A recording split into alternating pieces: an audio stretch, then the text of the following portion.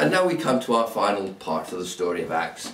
In this last chapter, Paul being brought to the island of Malta, where he and his companions, we are told, were treated with considerable kindness.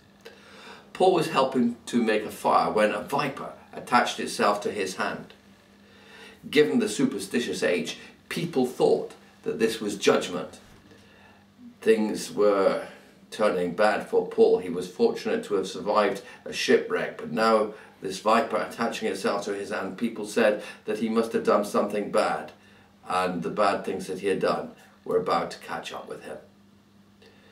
Justice has not allowed him to live, they say. There is a saying that what comes around goes around, and here they were feeling that Paul's past had caught up with him. We know that these days there is much evil around, and that people still seem to prosper when they do wrong, but we can sometimes wonder why this should be so.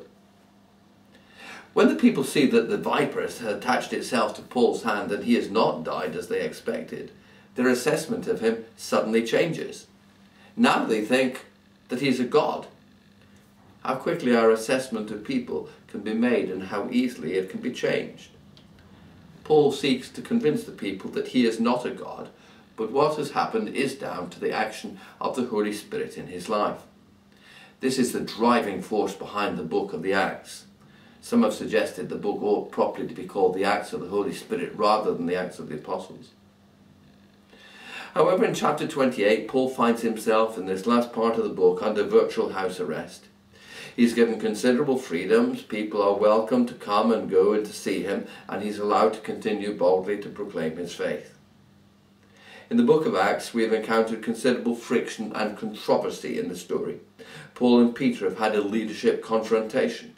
Paul and Barnabas were divided over the role that John Mark was able to play on their missionary journeys together.